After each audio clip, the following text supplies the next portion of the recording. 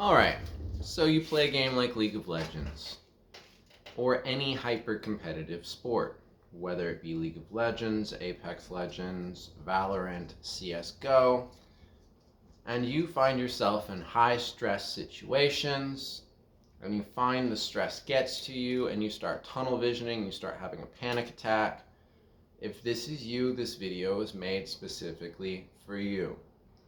So, this is a very common experience in high stress situations. The brain either turns on or off. It goes in one of two directions. In the positive direction, we have hyperfocus, we have flow state. In the negative direction, we have tunnel vision, we have anxiety, we have fight or flight, we have freeze. On the extreme end, we have freeze. It goes from zero options, which is or one option being freeze. You even get to two options with fight or flight. And then on the other extreme, we have flow, which is that extreme hyper-focused, creative, infinite possibilities. And if you're watching this and you find yourself leaning further in the direction of freeze, fight or flight, panic attacks, anxiety, it's likely that this doesn't just happen to you when you're gaming. It's likely that this is actually an experience that's going to crop up in your real life, and it's going to affect real life situations with real life people. It may even be what leads to loss of friendship. It may lead to loss of relationships. It may lead to hurt relationships with family. It may lead to irreparable damage with family members that you may never talk to again, all because in a high stress situation you were unable to stay focused, to stay here, and to stay present, and you ended up going into fight or flight, and the way you responded in this fight or flight wasn't true to who you are and what you're capable of, because you only had these two choices at this point because you were so anxious that it became just these two choices, or maybe even freeze. So what can you do about this? The way the brain reacts in these moments of high stress is going to be highly dependent upon training. It's going to be highly dependent upon what it is that you practice throughout the day. And this is where mindfulness comes in. This channel is called Morgan Mindfulness. Why mindfulness? Because mindfulness gave me my life back. I was hopelessly addicted to League of Legends. And while playing League of Legends, I did a damn good job of having anxiety attacks and being unable to play the game at my full potential because I couldn't focus. And to be completely frank and honest with you, this was a problem that ravaged my entire life. It affected how I communicated with my bosses. It affected how I communicated with my coworkers. It affected how I communicated with my lovers. It affected how I communicated with my family. In these situations of high stress, high anxiety, I would oftentimes find myself out of control and tunnel visioned, unable to control my own actions. I was often driven by emotions. And so mindfulness, at first when I started practicing it, the main goal for the first couple of weeks was to find a controlled environment where I could close my eyes, sit up straight, and focus on the breath, focus on the body, feel the sensations of the present moment. And what would happen while I'm trying to do that is I would get distracted. I would start thinking about random things. Maybe I'd start thinking about whatever it was I was frustrated about from throughout the day, at work, whatever I was ruminating on for that day would crop up. And the main core practice of mindfulness, especially when you're doing the seated practice, is to recognize thinking, ruminating. Recognize that I'm distracted.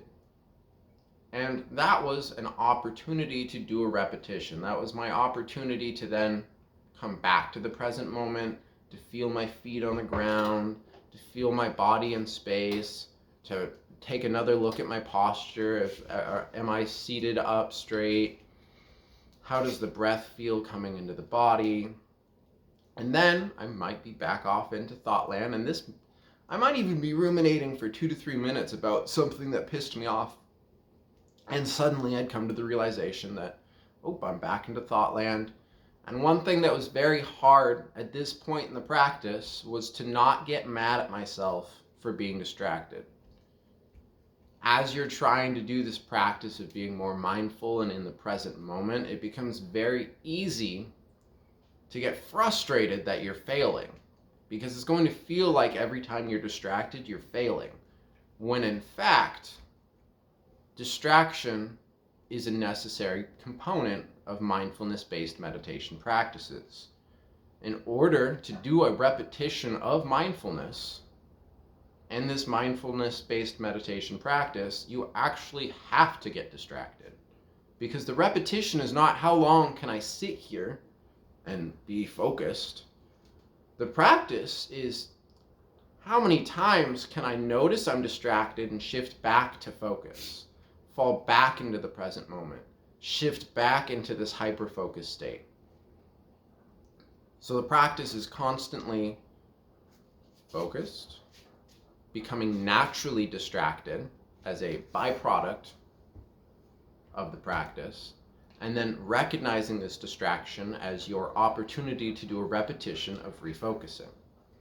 So that was step one of the practice, was 2 to 3 weeks of this seated mindfulness practice. That in itself, if you are struggling with focus, hyper-focus, especially in moments of high stress, will start to improve your gameplay. It will start to improve your real-life relationships as well. Now, the next step from there was a walking meditation, bringing this meditation into the real world. And so one example of this is just to go for a 5-minute walk without your headphones, without your podcasts, with nothing but you, your thoughts. And you do the same practice. You're noticing the environment around you. You're noticing all the pretty birds, the pretty trees, the clouds, the view, the mountains. If you happen to live somewhere where you can see mountains, I'm sorry, Michigan. That's not you. But if you live in the Midwest or somewhere with mountains, the mountains. And then the next thing you know, while you're taking this walk, you're going to start ruminating again, and you're going to have these opportunities to come back into the present moment, to feel what it's like to have your feet walk against the pavement and how your weight shifts and all of these different things in the present moment that you can pay attention to. From here is when I started actually working with emotions. It's when I started looking at value-driven behavior versus emotional-driven behavior. So the way we tend to act as humans are, I would almost call it our autopilot, our default mode, is to act in service of our emotions. So we feel an emotion, that emotion will drive us to want to act in a certain way, and then we'll act in that way. We feel the emotion of anger because our kid is being extremely loud while we're trying to focus, and our emotions are driving us to snap angrily at the kid, telling him to be quiet because I'm trying to focus. So a value-driven behavior in the same situation might look like, I feel this emotion of anger, I'm trying to focus, and I want my kid to be quiet. And the value-driven behavior might look like, I value treating my children the way I want to be treated, and I don't want to be snapped at, so I shouldn't snap at my kids. So I'm going to tell them they need to be quiet, but I'm going to do this in a controlled way from this perspective. And in order to even have the choice to do all of this, mindfulness has to come in first. Because you need a pause, you need space in between the emotion and the action in order to have this value come into play. Because the less space there is between emotion and action, the more likely the action is going to be driven by the emotion. Because the emotional driven behavior can happen like this. It happens almost instantly if you let it. And the mindfulness is where you find the places to pause. So how I worked on this was actually a worksheet. I was bringing mindfulness to the practice of emotional, essentially, intelligence. So for me, I had to write down a couple situations where I had acted in service of my emotions. And the way I had to write this out was list one time in which I acted in service of my emotions that I wish I wouldn't have. What were the short-term benefits of acting in service of my emotions? What were the short-term consequences of acting in service of my emotions? What were the long-term benefits of acting in service of my emotions? What were the long-term consequences of acting in service of my emotions? I wrote this out a couple times for a couple different examples, and this is again something that I use to work on improving my ability to essentially act in service of my values and be the kind of human being I want to be in these high stress environments. Reflection. So, if you want to get better at a game like League of Legends, good. Because if you can do what I'm talking about to improve at League of Legends, or CSGO, Fortnite, Valorant, whatever competitive game you're playing, if you are driven enough to improve at that game to implement these concepts into your game, they won't just improve your game, they will improve your entire life. They will improve every relationship in your entire life. You will be a better coworker, you will be a better friend, you will be a better partner. Gaming addiction has its benefits. And the coolest part about all of this is one of two things tends to happen when you implement mindfulness-based practices to improve at gaming. You either A, reach whatever goal it is that you had for yourself. So if you're a silver player trying to get to diamond in League of Legends, you reach that rank, or something else will happen, which is just as fucking cool. You'll come to realize that this goal isn't actually the goal you want to accomplish, and that through the practice of mindfulness, you actually started to notice other things in your life that were more important to you. In my case, teaching mindfulness, spending time with this guy, making YouTube content that is not just strictly League of Legends based.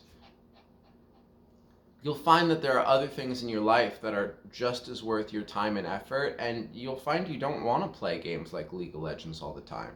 You'll find yourself free of the competitive games that had such a hold on you. That's been my experience.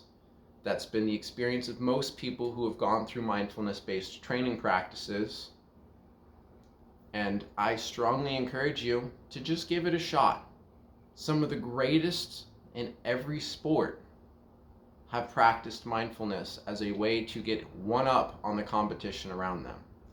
Michael Jordan and the Chicago Bulls in their final three-peat had a mindfulness coach that I extremely look up to, and if you're looking to get more into mindfulness, I would recommend any of his books.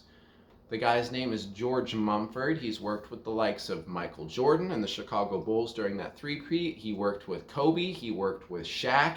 He has worked with some of the greatest names in all of the NBA.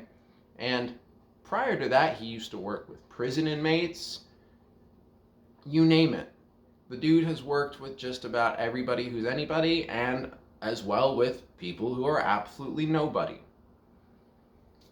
Thank you for taking the time to watch this video. I hope it helps. I hope you out there find yourself on this journey to being more mindful, more present in your life, and can find this as exactly what drives you into flow, what helps you experience more flow state in your everyday life, because there is nothing more internally satisfying than flow state, except for maybe love.